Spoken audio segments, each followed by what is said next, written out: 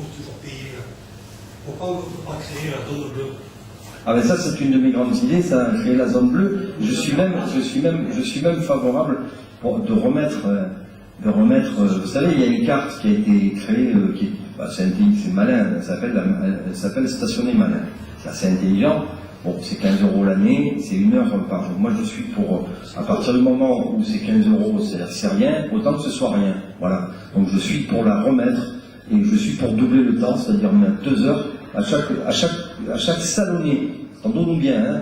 Après, moi je m'occupe des salonnés en priorité. Je ne m'occupe pas des François qui viennent à salon travailler, des Aixois, des Marseillais. Je parle des salonnés. Après les autres, eh bien, il y aurait une possibilité de. Alors c'est une mesure qui coûte rien, puisqu'elle rapporte rien, hein, en l'occurrence, et qui satisfait tout le monde. Voilà. 2 heures, ça commence à être bien. Au-delà, et je suis, puisque j'ai été interviewé aujourd'hui par le régional, et j'en ai parlé justement, et je suis favorable à renégocier tous les contrats de la ville, dont le contrat avec Vinci, et donc à baisser de façon importante le coût des... Par contre, il est évident que dans l'hypercentre, il est obligatoirement nécessaire de laisser un stationnement moins cher mais payant, parce que on sait très bien que nos concitoyens ne sont pas toujours très disciplinés et qu'on créerait des voitures ventouses qui poseraient des problèmes de circulation, des problèmes au niveau de l'accession des commerces, etc. Par contre, de réduire, je pense qu'on en paye assez comme ça, parce qu'en fait, ce paiement des parcs-mètres et des parkings souterrains est un impôt, c'est un impôt. C'est une taxe, en tout cas, c'est une taxe indirecte. Hein. Donc, la carte malin, oui, la rendre gratuite pour les salariés, oui, et doubler le temps, oui. Je pense qu'en 2 heures, on peut commencer à faire des choses. Au-delà, eh bien, on va dans un parking, ou alors on améliore les navettes, on améliore les circuits, si c'est pour passer la journée, ou si c'est pour venir promener le samedi, si on vient de loin dans le salon, on va dans un des parkings relais qui est à 10 minutes à pied ou à 3 minutes avec la navette électrique. Après, il faut trouver... L'art de la gestion et de la direction d'une commune, c'est l'art d'associer les contraires. Donc c'est pas toujours facile, mais il faut le trouver. À côté de ça, il faut inciter les gens à utiliser peut-être plus les déplacements doux, les jambes, hein, tout simplement, puisqu'il y a 80% des déplacements ont moins de 2,5 km.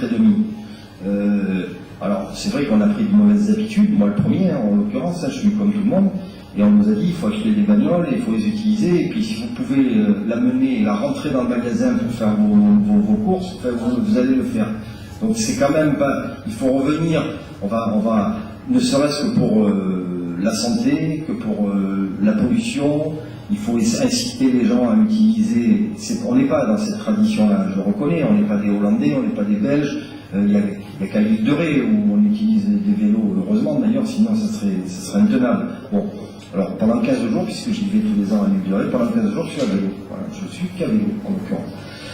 Mais je pense qu'il faut travailler. On a eu l'occasion de rencontrer avec nos amis ces gens de la Provelle qui ne font pas de politique, hein, très honnêtement. Moi, c'est une association que j'ai soutenue dès le début quand j'étais conseiller général. Elle a été créée en 87, j'étais conseiller général en 89. Et ils ont eu leur première subvention du conseil général par mon intermédiaire.